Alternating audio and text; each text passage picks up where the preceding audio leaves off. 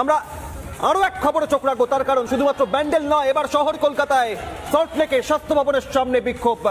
এর আগে বঞ্চনার শিকার হয়ে বারংবার নিজেদের দাবি নিয়ে আশাকর্মীরা স্বাস্থ্য ভবনে গিয়ে হতাশা নিয়ে ফিরেছেন, আশাকর্মীরা হতাশাগ্রস্ত হয়েছেন। আর এবার চুক্তিভিত্তিক স্বাস্থ্য আধিকারিকরা অভিযান করছেন স্বাস্থ্য ভবনে। সল্টলেকে স্বাস্থ্য ভবন, রাজ্য স্বাস্থ্য দপ্তরের সদর কার্যালয়ের সামনে চুক্তিভিত্তিক স্বাস্থ্য আধিকারিকদের অবস্থান, অভিযান। সৈকত প্রতিনিধি সরাসরি রয়েছেন। কি দাবিকে সামনে রেখে আজকের এই ছবি, সৈকত?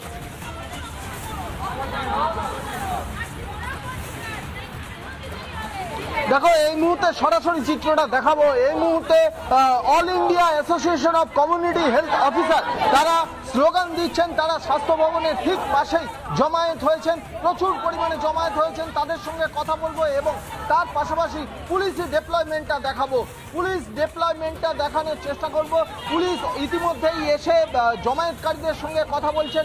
অন্যদিকে এই যে জমায়েত, সেই জমায়েতের সামনে পুলিশ ডিপ্লয়মেন্ট রয়েছে, মহিলা পুলিশ ডিপ্লয়মেন্ট রয়েছে, পুলিশের যে প্রিজন ভ্যান সেগুলো রয়েছে।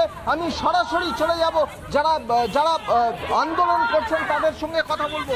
আজকে আপনারা এই স্বাস্থ্য ভবন বা ডেপুটেশন দিতে বাধ্য হলেন কেন?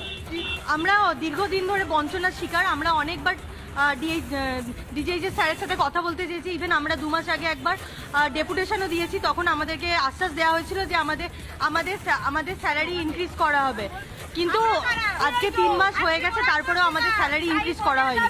আজকে আমরা রাস্তায় কাজ করতে গিয়ে যদি আজকে একটা অ্যাক্সিডেন্ট হয়, আমাদের কোনো ক্ষতি, আমাদের পরিবার, সরকারের তরফ থেকে কোনো ধরনের নিরাপত্তা না, আমাদের কোনো নিরাপত্তা নেই, আমাদের কোনো স্বাস্থ্য বিমা নেই, আমাদের কোনো নিরাপত্তা নেই, আমাদের কোনো স্বাস্থ্য বিমা নেই।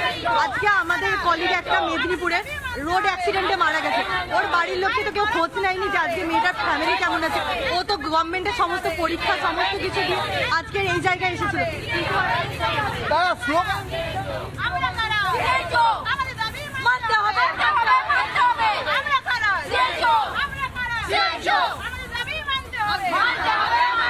সৈকত, এর আগে আমরা দেখেছি যে নার্স, স্বাস্থ্যকর্মী, আশাকর্মী হতাশা নিয়ে ফিরেছেন।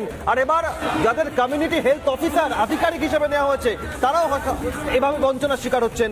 এই পরিস্থিতি তৈরি হওয়ার পেছনে কি শুধুমাত্র প্রতিশ্রুতি এবং প্রতিশ্রুতি পালন না করাই দায়ী? কি বলছে এই সরকারের সম্পর্কে, কি বলছেন এই আধিকারিকরা?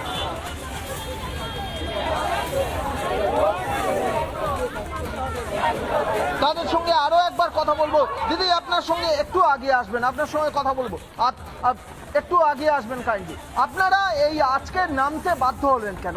কি ধরনের কাজ করতে হয় এবং কেন আমাদেরকে এমসিডি স্ক্রিনিং করতে হয়?